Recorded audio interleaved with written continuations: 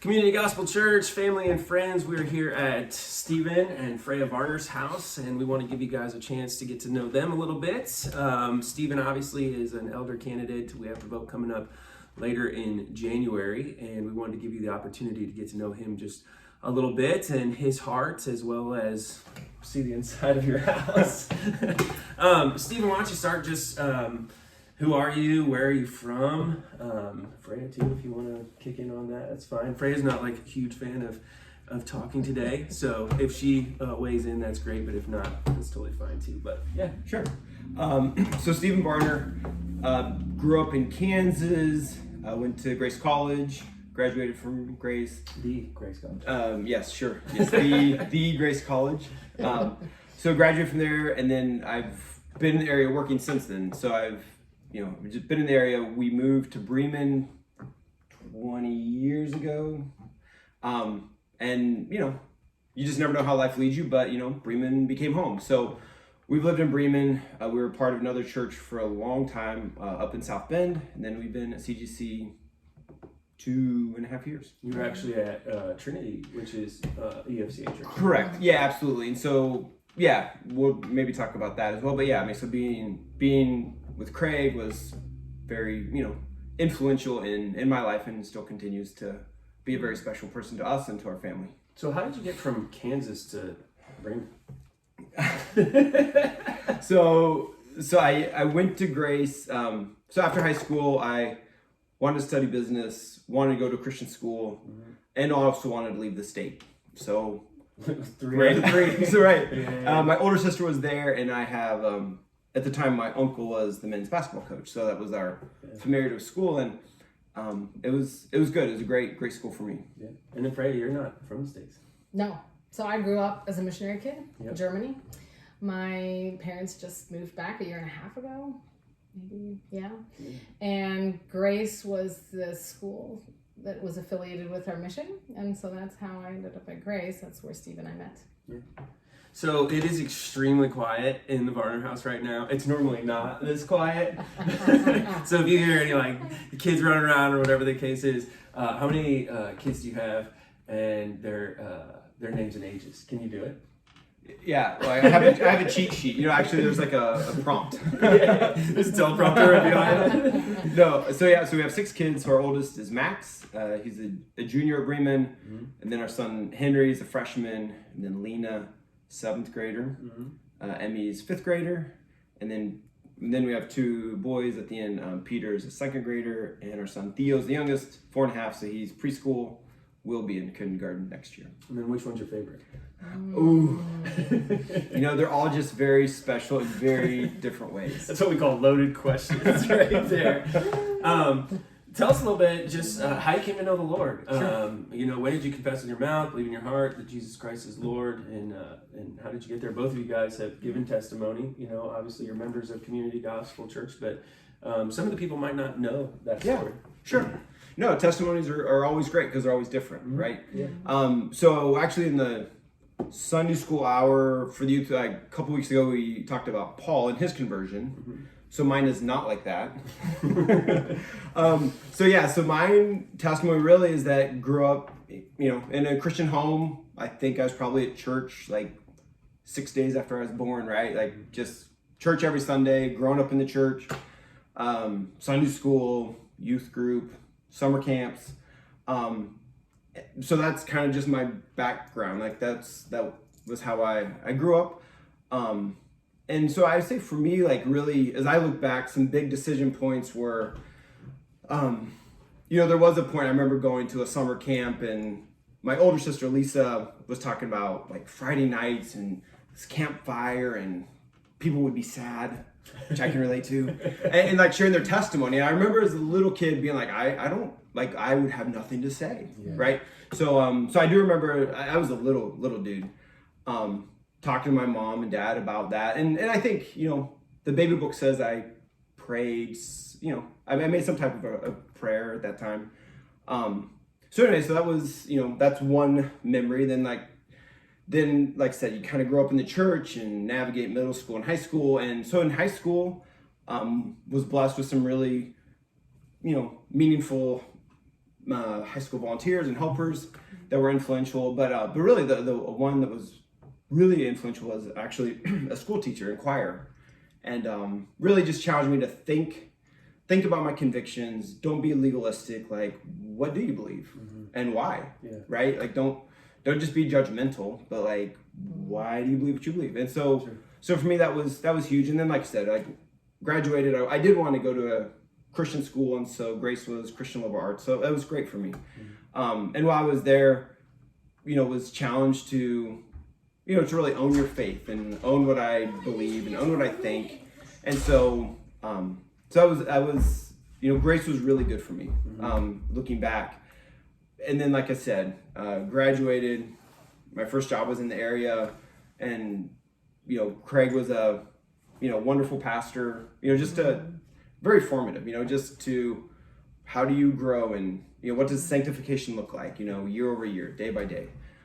So I think for me, I don't have this Paul on the road.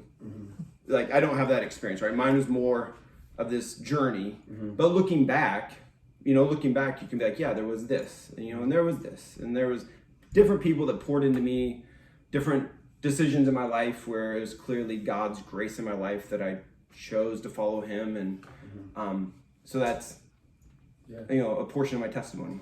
For those of you that don't know, when Stephen talks about Craig Clapper used to pastor Trinity up in South Bend. He's also a dear friend of Community Gospel, so some people might know Craig, some people might not. Stephen, when you think about an elder, and we've talked about just what being an elder is and what being an elder is all about, why do you want to be an elder at Community Gospel? I mean, we've had this conversation, but being an elder is really a high call, and it's something that we take very seriously. It used to be looked at as a position where nobody would want to do that, but somebody esteems to the position of elder. We look at you and where you're at. Why is this kind of something where you're moving into or desire to move into? Sure. So the biblical guidelines for elder it's in the Bible, right? There's in Titus and 2 Timothy, and it's laid out, elder, deacons this, and elders this, and shepherds this, and pastors this, kind of describes those characteristics that we have. And I think we talked about it's some of those you have, and some of those you aspire to. It's a you've never arrived, but you're always, working, you're just working through that process. Yeah, I think for me, when you go through the list of characteristics as it's described, I think for me, it's my initial response is not like, my biggest goal is to be an elder. It's really more like, I just want someone to say like, yeah, Stephen, like, actually either has these characteristics or he's working towards these characteristics and to become more like these characteristics. So to me, it's twofold, is to desire to have these characteristics in your life, but then also just to serve. And if God is prompting you and leading you, then I think you follow. And so maybe, sometimes God's leading is very strong, like without a doubt, like we must, or I must. And other times it's like, yeah, I mean, the door is open, like I should step through it, and it's the right thing to do. It's a good thing to do. It's a right thing to do. So I think for me, yeah, I just come back to those characteristics of like, man, like don't we all want other people to say like, yeah, like this person has these characteristics, and yeah, I think within the church, like the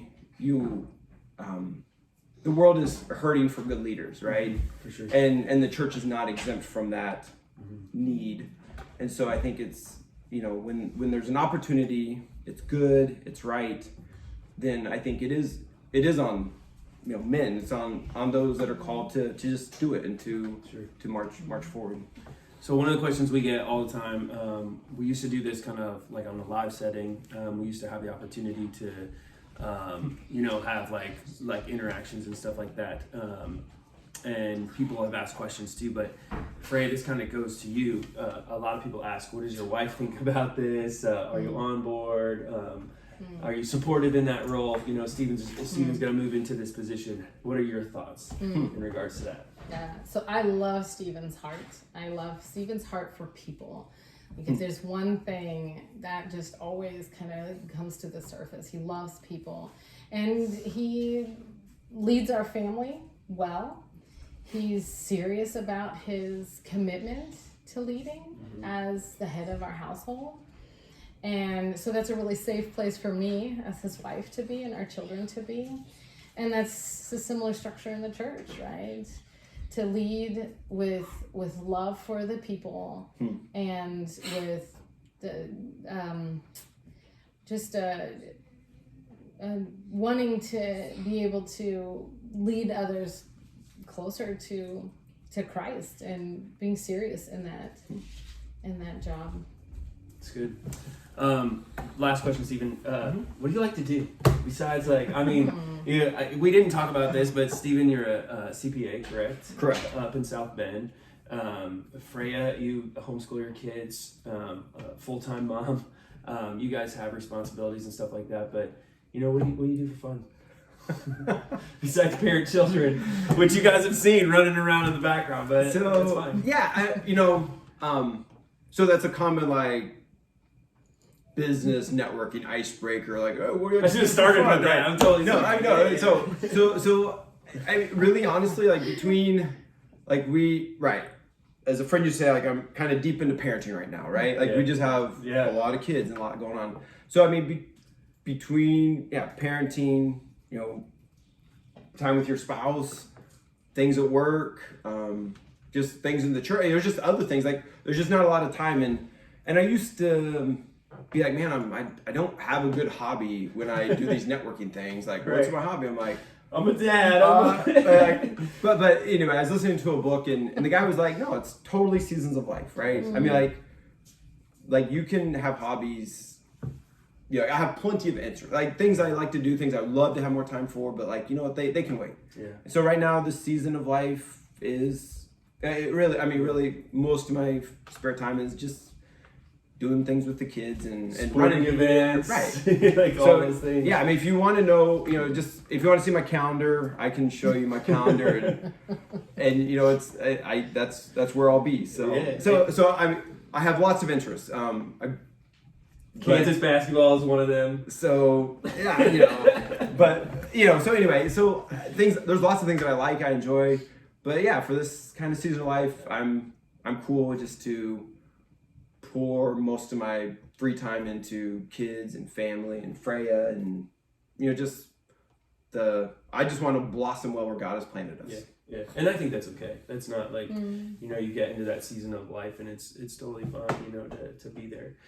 Obviously our vote is at the end of January, and one of the reasons that we did that is just to give you guys an opportunity and time to ask Stephen or Freya any questions that they may have, and they're totally open to that. So a couple of ways to do that is you can reach out to Stephen via email. We'll put his email in our midweek communication.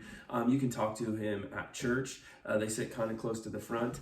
Freya's actually on the stage a lot of the weeks, so you can go up and talk to her. But that's just a way to get to know them. We know a lot of you know them already, but hopefully this is a way for you to get to know them just a little bit and what their heart is and what their passion is.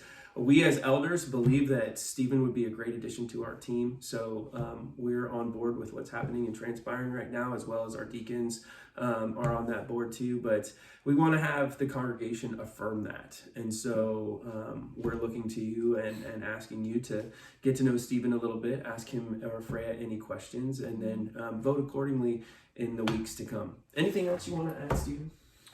No, I think to Jordan's point, we've been at CGC 2.5 years or something like that. So it's been, we made the change for all the right reasons. And I think God has blessed that. And it's just been good to be a part of that, to see our kids integrate into an environment where they're with everything we talked about. It's been, as a parent, it's just been encouraging to see your kids just flourish with the intersection of like their classmates and their friends and their neighbors and the community, and just kind of like wind that all up. So anyway, it's just been good. And we know some obviously still working on some names and faces. As they continue to grow. These are good problems to have. These are great problems to have. Yeah. So But yeah, so yeah, we're happy to answer any questions anyone would have. All right, guys. We'll see you on Sunday, if not sooner. And as always, God bless.